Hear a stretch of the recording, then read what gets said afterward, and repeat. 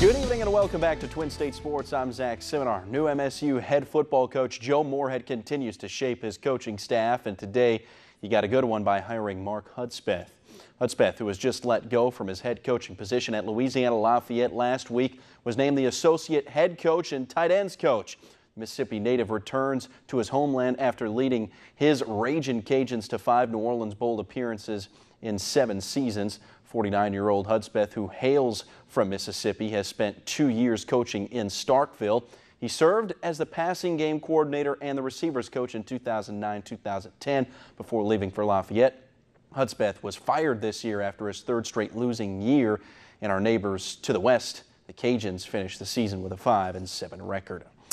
After a tough loss to division rival Atlanta, the New Orleans Saints are ready to rebound when they host the New York Jets, who will be playing without their starting quarterback Josh McCown after he suffered a hand injury to end his season.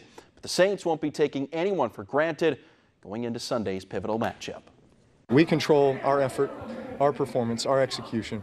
So you're focusing on how good you can be from week to week and understanding that you need to be playing your best football this time of year, going into what is hopefully a playoff run. In order to be the best, you got to play the best, and do good against the best. Of course, they're going to get their plays, and you're going to get your plays. So, just going against the best, it's only going to make you better. Beijing unveiled official emblems today for the city's first Winter Olympic and Paralympic Games that will take place in 2022. The Winter Olympics emblem was inspired by the Chinese character Dong, which means winter. The upper half of the logo was originated from the shape of a speed skater, while the lower part was from a skier. Incorporating Chinese calligraphy and spirit of Paralympic winter sports, the emblem of Winter Paralympics was transformed from Chinese character Fei, which means flying. The numbers are finally in from this summer's huge fight between Floyd, Money Mayweather, and Conor McGregor, and those numbers are startling.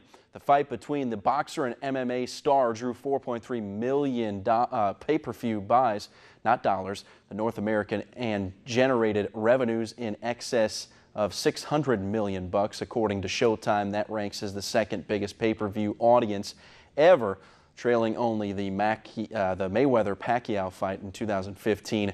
That brought in 4.6 million buys. Now, I myself didn't pay or watch either fight, but that is a ton of cold, hard cash. Tiger Woods has returned to competitive golf, but if you want lessons from the master of the greens, you'll have to really pony up some cash. Someone recently spent $210,000 for a private golfing lesson with Eldrick T. Woods. Golf Digest Tim Rosaforte says that person decided to pay the hefty price at a fundraiser for Hurricane Harvey relief at a Pro-Am. PGA pros Chris Stroud and Bobby Gates organized the Pro-Am event. Woods helped the cause rake in some big bucks with somebody who was hoping to improve their stroke. The man who's widely considered by many to be the greatest ever to lace up a pair of sneakers also happens to be the wealthiest athlete of all time. Forbes naming Michael Jordan #1 on the all-time list, saying MJ's estimated earnings eclipsed $1.8 billion. The billionaire and former Chicago Bulls swingman now owns the NBA's Charlotte Hornets, which is valued at nearly $800 million. Second on the Forbes list, we just mentioned him, Tiger Woods, $1.7 billion. Arnold Palmer, Jack Nicklaus, and open-wheel driver Michael Schumacher round out the top 5 list. That is a lot. Mike. Too much money. Mike. He's starting to do outfit basketball, college basketball teams, too. Yes, including my North Texas Mean Green. Yeah, North Texas actually has one. Michigan, not that anybody cares, but North Carolina, Michigan. Yeah, they all wear care. brand Jordan.